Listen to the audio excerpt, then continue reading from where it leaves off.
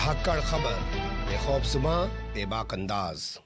धाकड़ खबर के news room से मैं आपके साथ हूं अकरम रईस खान। कोर्ट संबंधित खबरों का ताज़ा बुलेटिन लेकर एक बार फिर से आपके सामने हाजिर हो गया हूं। आज के बुलेटिन में 4 अहम खबरें, महज 4 खबरें। आप लोग जानते हैं धाकड़ खबर कभी भी 4 या 5 खबरें बुलेटिन में नहीं रखता है, 8 या 10 खबरें बुलेटिन में रखता है, 18-20 मिनट का बुलेटिन को बना देता है। आप लोग पक भी जाते हैं, यार छोटी खबर करो भाई। मैं यही कहता हूं, फिर तो चले जाइए भोंपू मीडिया के दलाल चाटुकार दंगाई पत्रकारों के चैनल देखने के लिए। वो या तो पूरे दिन एक ही टॉपिक को रगड़ते रहते हैं, या वो 5 मिनट में 50 खबरें सुनाकर खबरों का बलात्कार कर देते हैं। धाकड़ खबर तो भैया अपने तरीके से काम करता है, देसी स्टाइल में।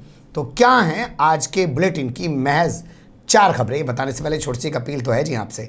अगर आप लोग YouTube देख रहे हैं तो हमारे चैनल को सब्सक्राइब कर सकते हैं, फेसबुक या ट्विटर देख रहे हैं तो आप हमें फॉलो कर सकते हैं। पर 4 खबरों के पीछे की कहानी बताऊं, मुझे लगा खबरें और सर्च करूंगा, ढूंढूंगा, टाइम लगेगा, फिर उसके बाद रिकॉर्डिंग होगी, फिर उसके बाद एडिटिंग होगी, अपलोडिंग होगी, सिरदर्दी है। ढाके 3 घंटे में एक खबर तैयार हो पाती है, रिकॉर्डिंग के बाद एडिटिंग और अपलोडिंग तक जाने में।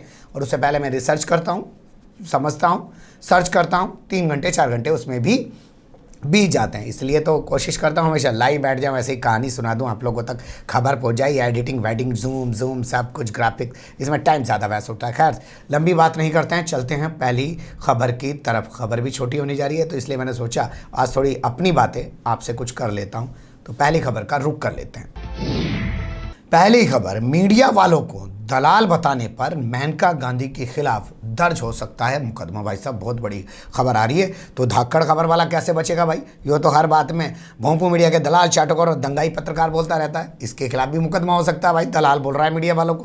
पर हो सकता है इसको रियायत हो, मीडिया वाला होके मीडिया वालों को दलाल बोल रहा है तो कुछ नहीं है। क्योंकि नेता आपने देखा होगा रोज एक दूसरे को, कोई नरेंद्र मोदी को चोर बोले या नरेंद्र मोदी पलट के बोले कांग्रेस वाले तो मेरे से बड़े चोर हैं, मैं तो 6 साल से ही चोरी कर रहा हूँ, वो तो 55 साल से चोरी कर रहे हैं। ठीक है, मैं तो अभी उनके 10% भी नहीं पहुंचा हूं। ये अलग बात है कि वो 55 साल में इतना लूट नहीं पाए, कर नहीं पाए जितना हमने लुटवा दिया, करवा दिया है। देश को उतना बर्बाद नहीं कर पाए जितना हमने करवा दिया। ये तुलना करें तो एक अलग चीज़ है। लेकिन वो राजनेता पे बोले, पत्रकार पे बोले, हो सकता है उसमें ना होता हो। लेकिन यहाँ नेता अगर मीडिया को भाई सब दलाल बोलेगा तो उस पर FIR दर्ज हो सकती है। ये प्रमाण हमें देखने को मिला है उत्तर प्रदेश में। उत्तर प्रदेश से BJP की सांसद हैं, अपनी बेबाकी के लिए बड़ा मशहूर हैं, अपने बोल बचनों के लिए काफ़ी जानी पहचानी जाती हैं। नाम है मेनका गांधी। इस बार उनको मंत्री तो बनाया नहीं है, तो वो ऐसे ही अपना घूम रही हैं, खाली है टाइम। तो अभी हाल फिलहाल में वो 10 अगस्त को पहुंच गई वहाँ पे, और ज़िला विकास समिति की जो मीटिंग थी उसमें वो दुबेपुर एक ब्लॉक पड़ता है, वहाँ पे चली गई। अब वहाँ मीटिंग हो रही है, मीटिंग करते करते वो 2 बयान देती हैं। एक बयान से तो हमने आपको रूबरू कराया था, जिस बयान में वो कहती हैं कि पुलिस वालों से भैया किसी को मत रोको, कोई मास्क नहीं लगा रहा है, मरने दो हमारी बला से, जब लोग नहीं सुधर रहे क्यों रोक रहे हो, ऐसे करके उन्होंने बोला।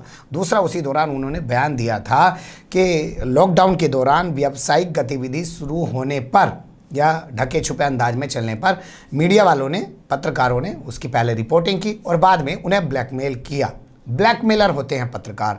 तो ये बात बुरी लग गई एक पत्रकार महोदय, और पेशे से जो हैं एडवोकेट भी हैं, तो उन्हें पैसे तो खर्च करनी है। पत्रकार तो ढूंढेगा भाई कोई पैसे के बगैर काम कर दे, तो ये खुद ही वकील भी हैं और जो है पत्रकार भी हैं। नाम है राजेश मिश्रा। पहुंच गए डिस्ट्रिक्ट कोर्ट में। MP MLA के लिए एक अलग से हर जिले में कोर्ट बनी हुई है, उनसे जुड़े मामले वहीं चलते हैं। वो वहाँ जाके एक अर्जी लगा दी, साहब इन्होंने ऐसे ऐसे पत्रकारों को बोला है और इनके खिलाफ FIR दर्ज करने का आदेश जारी करें। अब मजिस्ट्रेट ने कहा अच्छा भैया ठीक है, लाओ एक्सेप्ट कर लेते हैं, फला तारीख को आना, सुनवाई करेंगे, देखेंगे। नोटिस जारी कर देते हैं उस पार्टी को भी, वो पार्टी भी आएगी, अपना पक्ष रखेगी।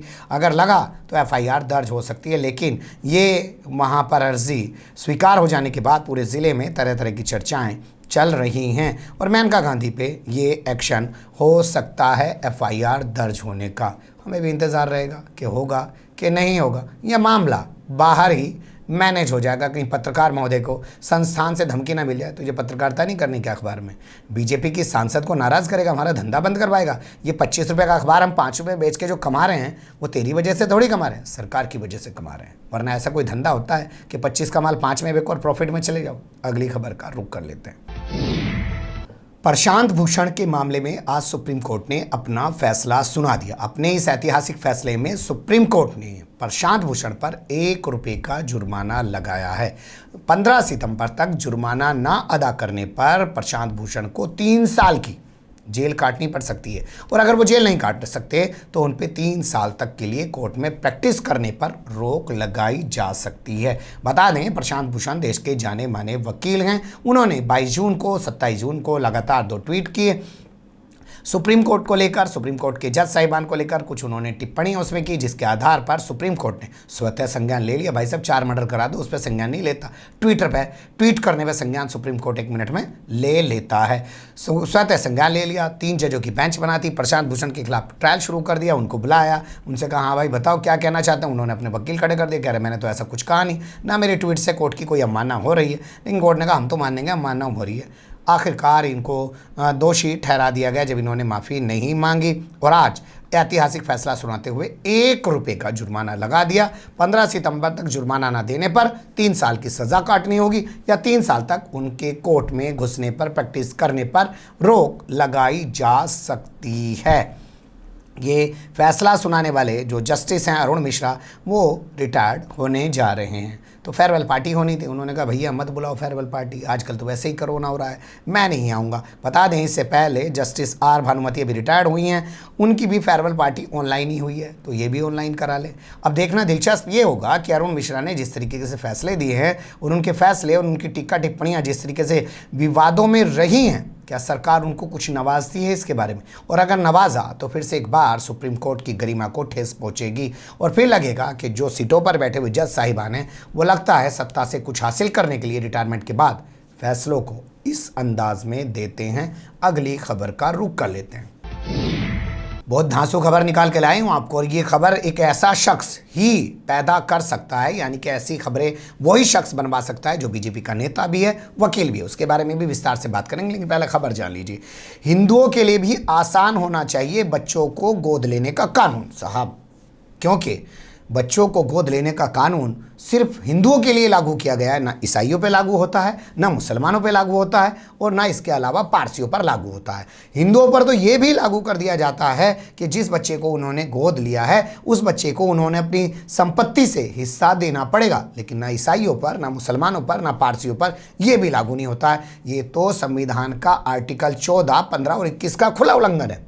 ये कहना है बीजेपी के नेता और पेशे से एडवोकेट अश्विनी कुमार उपाध्याय का। सुप्रीम कोर्ट ने उन्होंने पिटीशन दाखिल की है और कहा है कि साहब एक ऐसा आदेश जारी कर दो कि जो कानून मंत्रालय है वो 3 महीने के अंदर अंदर कुछ नई गाइडलाइंस जारी कर दें और हिंदुओं के लिए भी मुसलमानों, पारसी और ईसाइयों की तरह बच्चे को गोद लेना आसान हो जाए, या सब पर, उन पर भी हिंदुओं जैसा सिस्टम लागू हो जाए, ये इन्होंने कहा है। बता दें आपको इनके बारे में, ये ऐसी ही जनहित याचिकाएं लेकर सुप्रीम कोर्ट में जाते रहते हैं, हाई कोर्ट में जाते रहते हैं, और इनकी हाई कोर्ट में और सुप्रीम कोर्ट में याचिकाएं स्वीकार भी कर ली जाती हैं। आप चले जाइए, आपकी याचिका स्वीकार नहीं करेंगे, खारिज कर देंगे।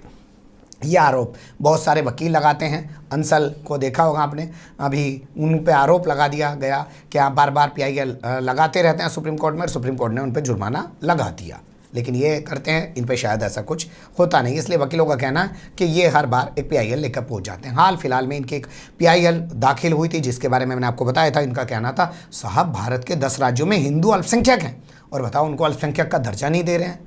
बताओ यहाँ मुसलमान घूम रहा है अल्पसंख्यक बने हुए, उसे पता ही नहीं अल्पसंख्यक का दर्जा मिलने के फ़ायदे क्या होते हैं, ऐसे ही घूम रहा है, बस अल्पसंख्यक है जी। अरे अल्पसंख्यक होने का ही फ़ायदा उठा ले, नहीं उठा सकता क्या?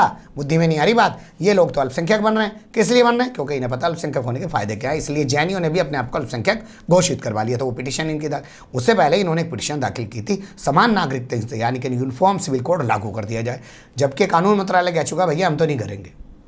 विधि आयोग ने रिपोर्ट अपनी दी थी कि लागू नहीं किया जा सकता है। उसके बाद ये हाईकोर्ट पहुंच गए थे, उस मामले में मुस्लिम पर्सनल बोर्ड भी पहुंच गया, साहब हमें भी पार्टी बना लो जो ये मांग कर रहे हैं, तू भी खेल मैं भी खेलूं। अगली खबर का रुख कर लेते हैं। विजय माल्या की पुनर्विचार याचिका को आज सुप्रीम कोर्ट ने खारिज कर दिया। बताते हैं विजय माल्या कौन है। भगोड़ा अखबार में उनका नाम छपता है, मीडिया वाले भी उनको भगोड़ा बोलते हैं, तो हम भी कह रहे हैं भगोड़े विजय माल्या की पुनर्विचार याचिका को सुप्रीम कोर्ट ने आज खारिज कर दिया। पहला सवाल ये होता है कि कौन सी पुनर्विचार याचिका, आखिर क्यों पुनर्विचार याचिका दाखिल की? तो बता दें आपको, अदालत ने आदेश दिया जा भैया इतना पैसा लाके यहाँ जमा करवा, लेकिन विजय माल्या ने कहा मेरे पास तो माई बाप पैसे हैं नहीं, और उसी बीच 2017 में अपने बच्चों के अकाउंट में 4 लाख करोड़ रुपया ट्रांसफ़र कर दिया भाई।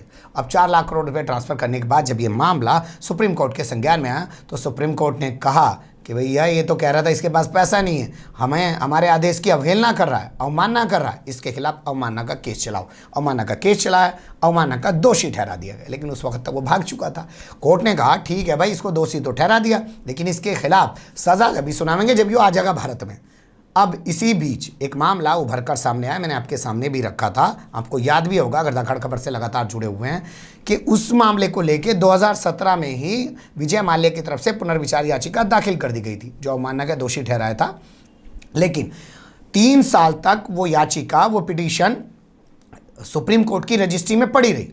जब सुप्रीम कोर्ट के सामने ये मामला लाया गया, सुप्रीम कोर्ट ने कहा है 3 साल से पड़ी है और हमारे यहाँ पड़ी है, रजिस्ट्री वालों को तलब कर लो। रजिस्ट्री वालों से पूछा सुप्रीम कोर्ट ने कि आइए बताइए ज़रा ये 3 साल तक क्यों पड़ी हुई है। अब आगे क्या हुआ, हमारे पास जानकारी नहीं। जितने हमारे सोर्स हैं उतनी तो खबर ला के देंगे कि सुप्रीम कोर्ट के भीतर घुस के आपको खबर ला के देंगे। जात्थर देख के काम करना चाह आदमी को अपना। बने रहेगा धक्कड़ खबर के साथ। याचिका खारिज हो चुकी विजय माल्या की। अब देखेंगे विजय माल्या जब यहाँ आएगा तो उसे अवमानना का दोषी कत 1 रुपये का ठहराया जाएगा। प्रशांत भूषण को तो महज 1 रुपये का दोषी ठहराया गया। बने रहिएगा धक्कड़ खबर के साथ। फिलहाल कमेंट्स के रूप में आप लोग अपनी राय दे सकते हैं, खबर को लाइक कर सकते हैं, चैनल को सब्सक्राइब कर सकते हैं और ज़्यादा से ज़्यादा हमारी खबरों को शेयर कर सकते हैं। फिर ऐसे ही किसी सुलगते हुए या उलझते मुद्दे लेकर मैं आपके सामने हूँगा हाजिर। फिलहाल अभी मुझे दें इजाज़त।